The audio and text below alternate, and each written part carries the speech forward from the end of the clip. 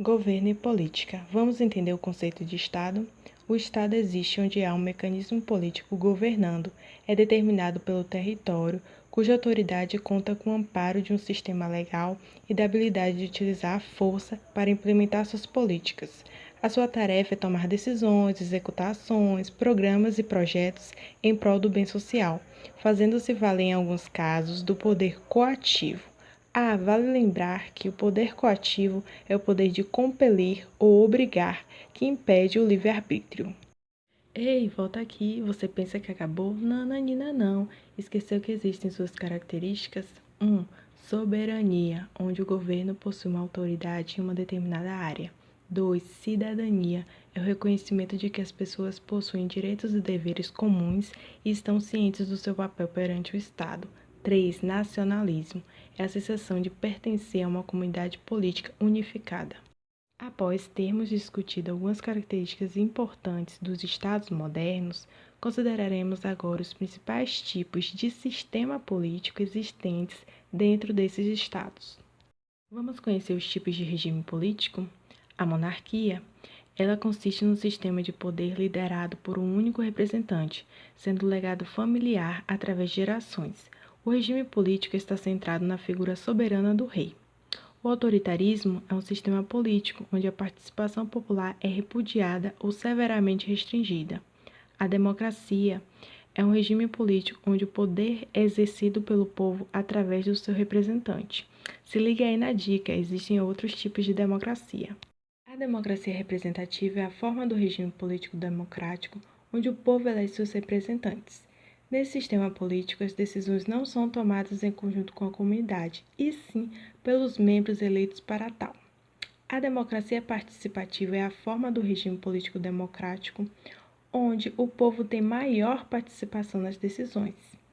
Já a democracia liberal, sistema político onde os eleitores podem optar entre representantes oriundos de 2 ou mais partidos. Os partidos políticos e a votação nos países do Ocidente. O que é partido político? É uma organização voltada para a conquista do controle legítimo do governo por meio de um processo eleitoral.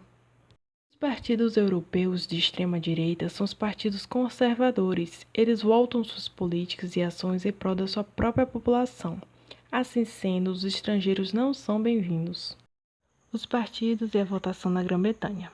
Até o século XIX, os partidos na Grã-Bretanha eram considerados meros dispositivos temporários, necessários para a mobilização do apoio em relação a eventos específicos ou crises. Dois partidos principais eram o trabalhista e o conservador. Thatcherismo designa ideologias políticas defendidas pelo Partido Conservador Britânico. Durante o primeiro período do mandato de Margaret Thatcher, em 1975, suas políticas concentraram-se principalmente no monetarismo e a maior parte do setor público é privatizada. Os sindicatos se enfraquecem e o desemprego cresce. Novo trabalhismo. A visão do Partido Trabalhista sempre foi bastante diferente da do comunismo. A nível de domínio estatal de empreendimentos industriais nas sociedades comunistas eram muito maior do que jamais previsto pelo Partido Trabalhista. Foi a eleição de 1997 que levou o novo trabalhismo ao poder.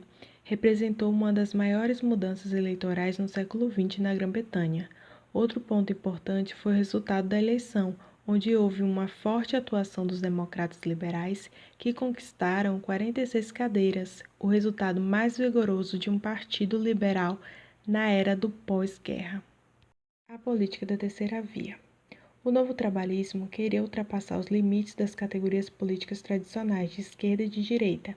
Assim, decide inaugurar um novo tipo de política de centro-esquerda. Suas principais dimensões são reconstrução do governo, o desenvolvimento da sociedade civil, reconstrução da economia, reforma do Estado assistencial, modernização ecológica e a reforma do sistema global. Mudança política e social. Pode ser realizada recorrendo-se às formas ortodoxas e não ortodoxas de ação política. Ortodoxa de ação política refere-se à esfera política voltada para os partidos políticos, a votação e da representação em organismos legislativos e governamentais.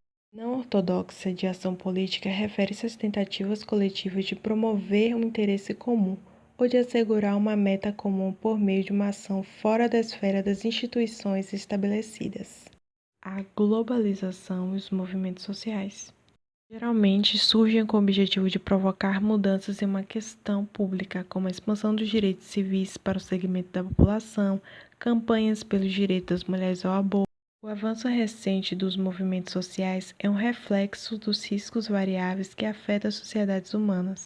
Os meios de comunicação e de redes sociais exercem grande influência na propagação e disseminação das informações. Essas ferramentas são utilizadas também como uma estratégia de pressionar corporações, governos e organizações internacionais.